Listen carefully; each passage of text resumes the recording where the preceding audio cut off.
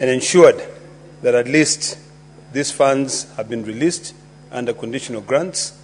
So this is one of the successes that we should be talking about, because a lot of people out there sometimes do not recognize the work that the senators do, but it is imperative to know that the Committee of Finance, led by the able chair, Captain Ali Roba, was able to bring all these players together, brought in Treasury, brought in the intergovernmental agencies, brought in the Council of Governors, and ensured that the money which was supposed to have been released to county governments by Treasury has been released, and these projects do not continue stalling.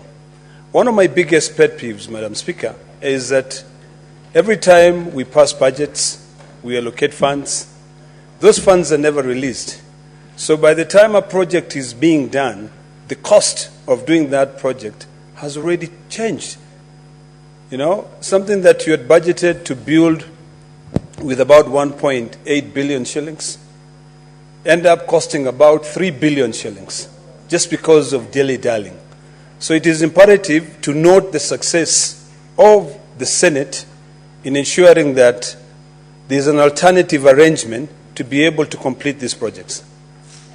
I hope that we can be able to do this, to let this cut across all projects which are either co-funded by the county governments and the national governments. I'm sure if you traverse this country of Kenya, I bet the challenges that we're dealing with at the moment, which are normal, in any democracy, it is not strange for people to have divergence of opinions. You will find projects, particularly being done by this current administration. You will find industrial parks that they say they're setting up. You'll find stimulus program markets. And those projects, you'll either find that they are co-sponsored by the county government and the national government. But although those projects will always end up stalling, one of my biggest concerns is that a project is designed, the cost is calculated, we agree that the national government is going to give about 1.2 billion, but they don't give that money. The county governments proceed and they budget for that money. But if the certificates are issued and the contractors are paid, they will only complete the project to the level of payment. So I think it is important that in future, what this committee did can be done on all projects which are co-funded by both the national government and the county government. When I go to Narok, there is a market called Tulele Market, which is, over the last 3 or 4 months, I've noted that there is a big fence that has been put by the national government. It's actually with clear ownership or seeking credit and say it's a stimulus project by the national government. But it has stalled. They went there, they put the fence, and that's about it. When you go to Narok as well, you will find an industrial park, which the national government came and said, we want to put up an industrial park. They built a fence up to this level. 3 or 4 courses abandoned and taken off. When are we going to have that discipline to say that we are starting a project and completing that project? We don't want to waste time whereby the county governments now come together and they say, Senate, help us. Can we please finish this? And then we devise a system to be able to put it in conditional grants. So I think it is imperative to note the success of this project and then learn something from it and ensure that we apply to other projects which have continued stalling. We have a project in Kakamega County where the county government were building a hospital. They started by building that hospital, saying we want to build a big level 5 hospital, and now it's just a huge white elephant project that can never be completed. And now it gets to a point where they say, we want to hand this over to the national government, for the national government to be able to do it. Why? Honestly, why should we be doing that? Where is this money that is kept aside somewhere by the national government to be able to handle all the failed projects? You know, why don't we not prioritize? Currently, we are talking about bringing discipline into this country, fiscal discipline.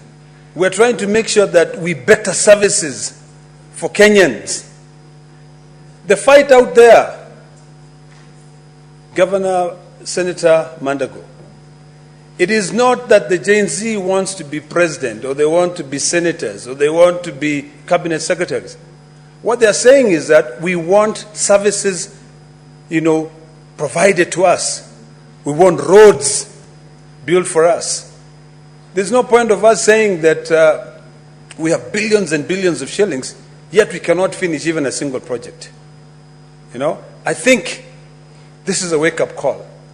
And although we are commending on a project that has already taken off, the train has already left the station, and all these people have already agreed, my hope is that if at all in any of those 5 counties, those headquarters are not completed, at least when we come and discuss this here in the Senate, under conditional grants, we can then be able to allocate more funds, because what the county governments have done and what the Senate Committee on Finance has done is something that really should be commended.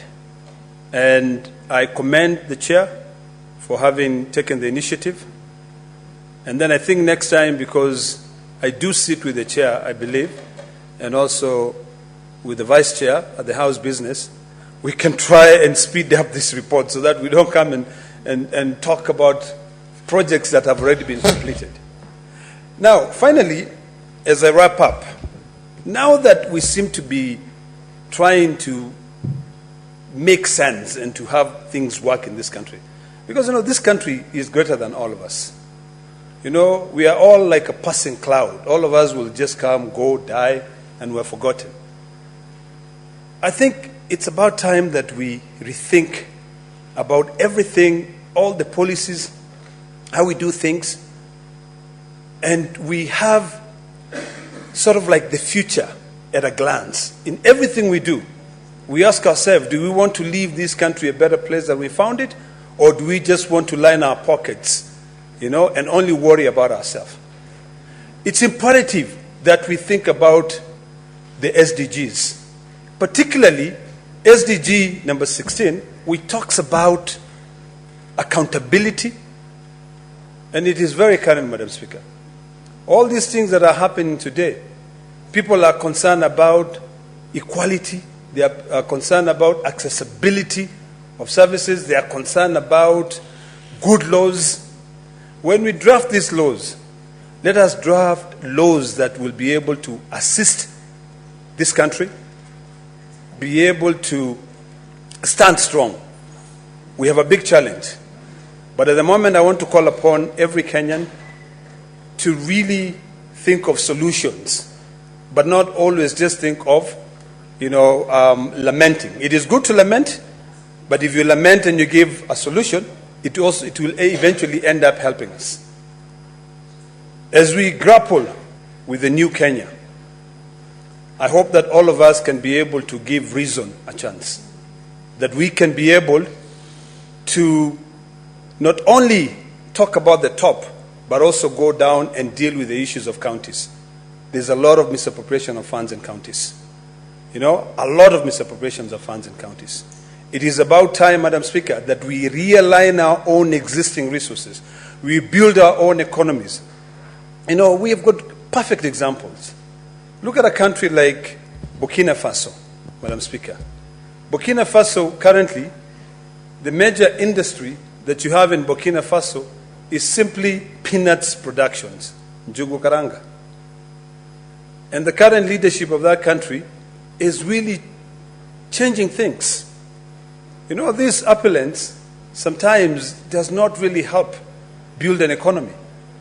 So since we have been given an opportunity to serve, at the time when we are serving this country, let us remember that it will be, Kenya will always stand. Kenya will always be there. So whatever we do it to better the services. I hope that the Chair of Finance can now look at all these other projects, the industrial parks, which are co-shared by the national government and the county governments. In Narok, we had one where KCC was given land to be able to build a plant. Apart from the time when they came there to do the handover, nothing has ever been done. We are now going into another financial year.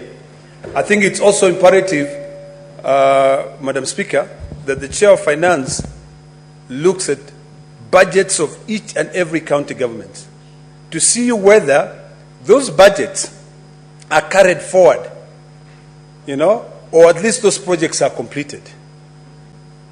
Madam Speaker, in conclusion, we had a motion that we passed in this House. And even though we don't have an implementation committee, I hope that we can, as senators elected, can be able now to go through and see if the control of budget, if Treasury, and if the county government received the motion, the resolution of this House, and implemented in terms of pending bills. Payment of pending bills, Madam Speaker, if the Chair of Finance can be able to take over, because even though it was a motion brought by a private member, it was resolved by the entire Senate. To be able to go through and say, this was a resolution of the Senate, we want to know whether you've been able to pay all the pending bills that are supposed to be paid. Because if pending bills are paid, then we will not find a situation where Treasury will not release the money to complete the projects. Otherwise, Madam Speaker, I thank you and I support. Thank you, Senator. Senator Tabitha Mutinda, I believe this motion was moved by the Chair. You're the one who moved. Who moved it? Because Senator Tabitha, can you confirm whether you had moved this motion?